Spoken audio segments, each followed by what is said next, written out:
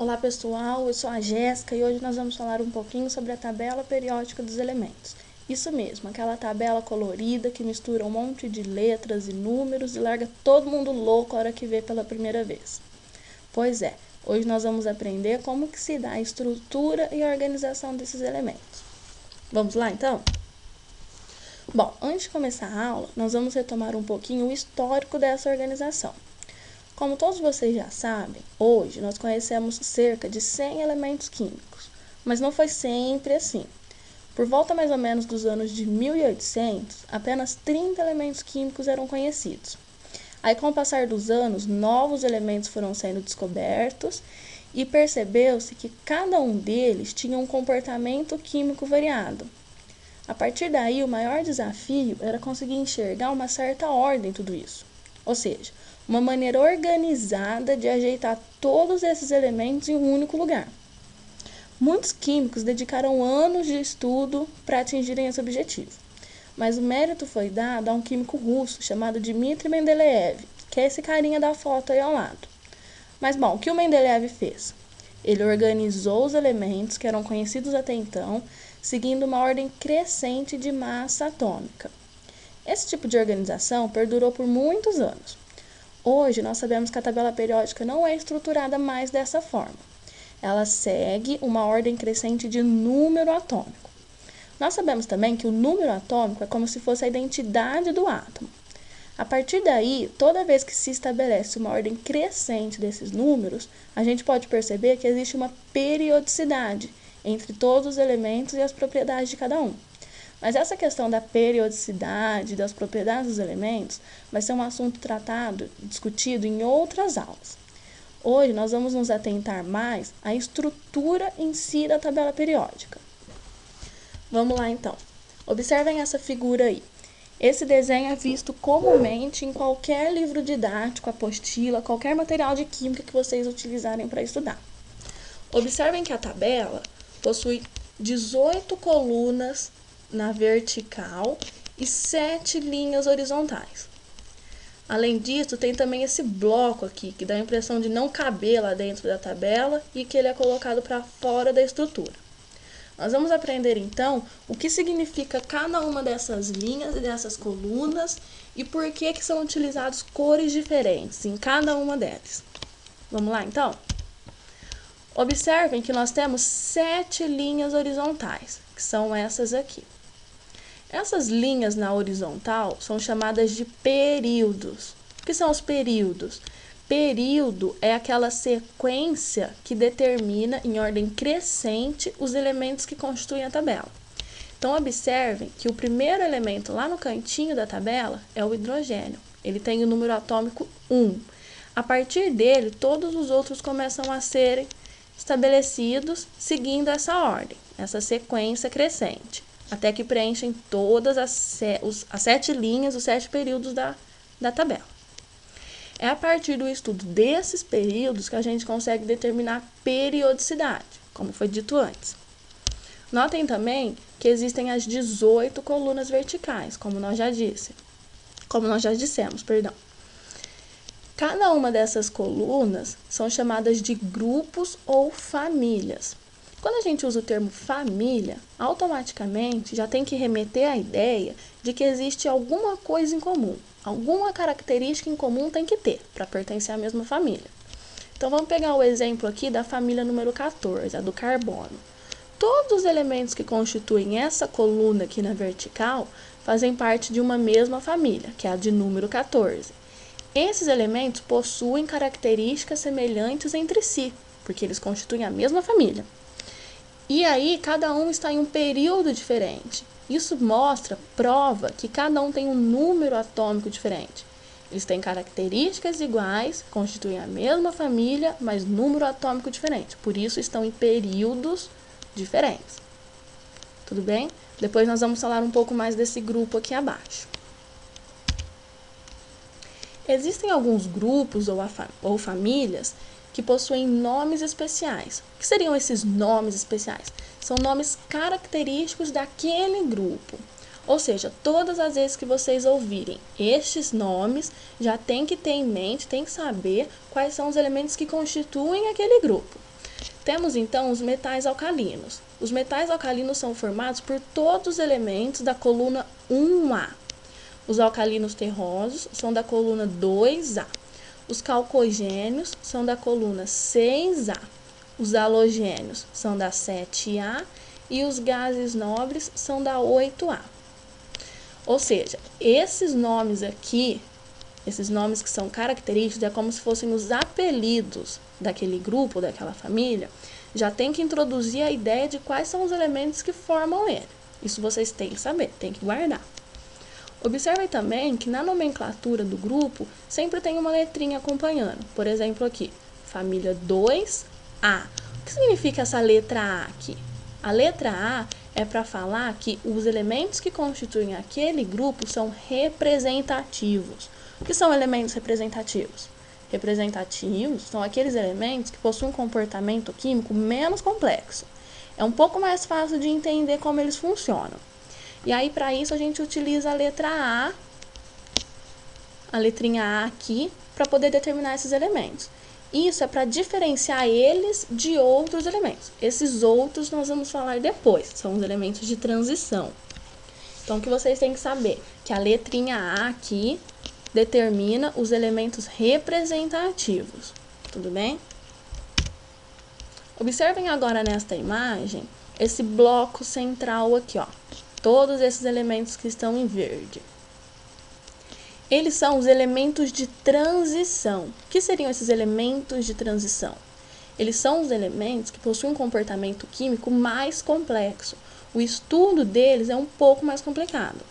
Por que a gente usa aquela letrinha A para diferenciar os representativos? É para separar eles desse grupo aqui, dos elementos de transição.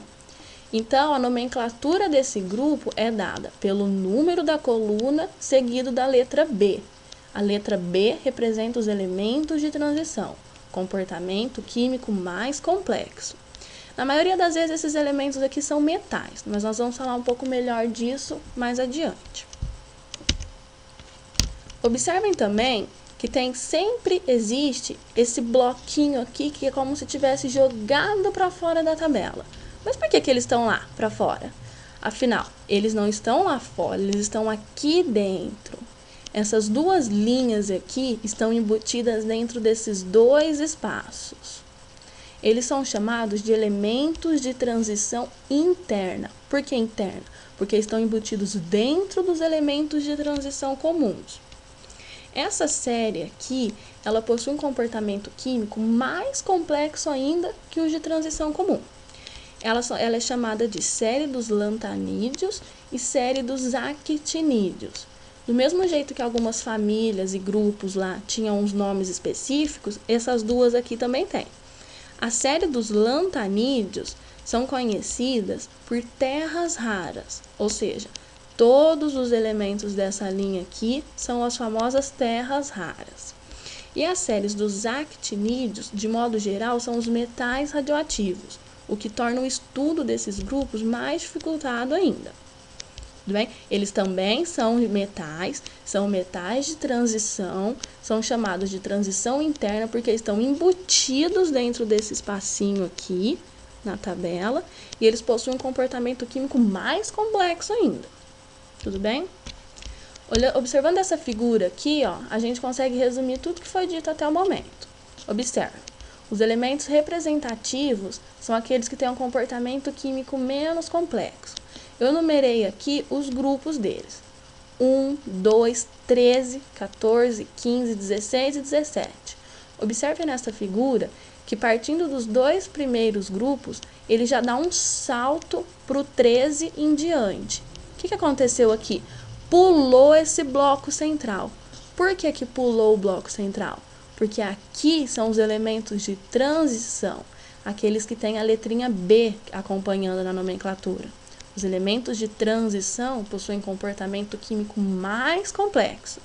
Eu numerei aqui que é da coluna 13 até a 12. Observem aqui, da 3 até a 12. E aí, dentro dos elementos de transição, embutido lá dentro, nós temos os de transição interna, que são os lantanídeos e os actinídeos. Ou então, podem ser chamados também de terras raras e metais radioativos. Tudo bem? Aqui já dá para juntar tudo que a gente discutiu até o momento. Outra coisa muito importante que é vista na tabela periódica são as cores. A gente tem que saber entender, interpretar o que essas cores querem dizer. Embaixo de cada tabela periódica sempre existe uma legenda, mostrando quais são as cores utilizadas para separar os metais, os ametais e os semimetais. Mas antes de utilizar cor para separar eles, a gente tem que saber quais são as características de cada um. Porque senão fica fácil falar que aquele metal, que aquele elemento químico é um metal, mas se eu não souber o que é um metal. Então, nós vamos determinar aqui o que seria cada um desses. Vamos lá.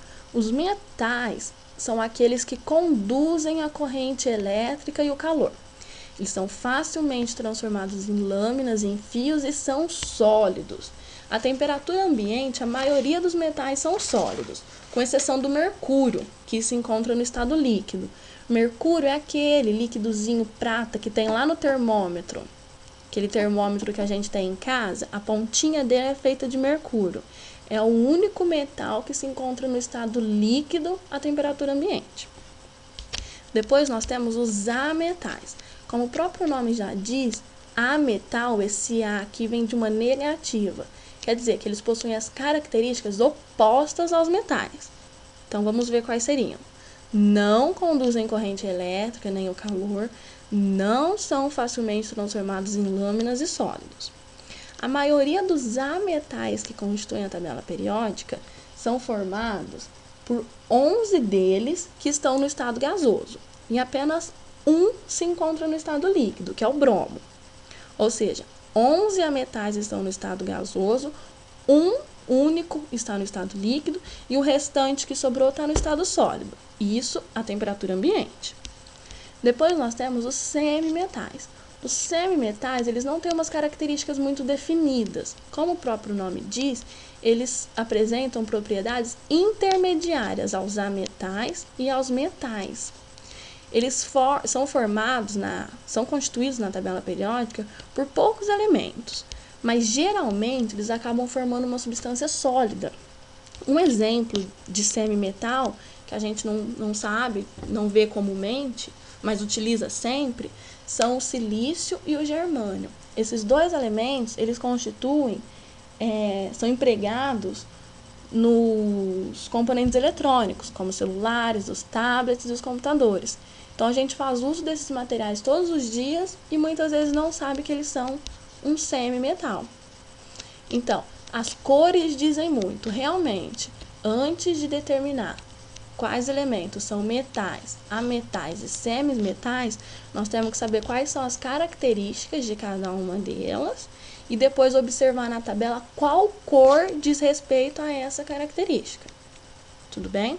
Então, toda a tabela vai ter sempre uma legenda lá embaixo. Além da cor que é utilizada nessa diferenciação, a legenda também vai trazer o símbolo daquele elemento, o local onde se encontra o número atômico e o número de massa do respectivo elemento. Então, é muito importante, pegou a tabela, olha a legenda primeiro, para depois conseguir interpretar o conteúdo dela. Resumindo, então, vamos fazer um resumão de tudo que foi dito até agora. Nós falamos sobre os períodos, são aquelas 7 linhas nas horizontais que estabelecem a ordem crescente do número atômico de cada elemento. São os períodos aqui. O estudo desses períodos consegue proporcionar para a gente a periodicidade dos elementos. Depois nós diferenciamos os grupos e as famílias, né? São aquelas 18 colunas nas verticais. Os elementos que constituem o mesmo grupo ou família possuem características químicas semelhantes entre si e números atômicos diferentes. Tudo bem? Algumas famílias possuem nomes específicos, que foi o exemplo que nós demos dos metais alcalinos, alcalinos terrosos, calcogênios, halogênios e gases nobres. Depois a gente falou também dos elementos representativos, os de transição e os de transição interna. Os representativos são aqueles menos complexos que possuem a sua nomenclatura letrinha A, acompanhando o número da coluna. Os de transição são aqueles metais lá do bloco central, que possuem a letrinha B acompanhando o número. E os de transição interna são aqueles que estão embutidos nos de transição comum, que são a série dos lantanídeos e dos actinídeos, também conhecidos por terras raras ou metais radioativos. Depois a gente diferenciou os metais, os ametais e os semimetais, falando um pouquinho das características de cada um, frisando sempre a coloração que a tabela usa para diferenciar eles. Tudo bem, pessoal? Eu espero que essa aula tenha ajudado, que a partir de agora, todas as vezes que vocês pegarem uma tabela periódica, ninguém se espante mais a princípio e consiga entender o que ela está querendo transmitir.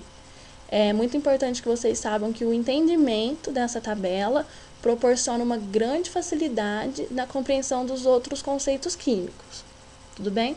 Eu espero que tenha ajudado, agradeço e até a próxima!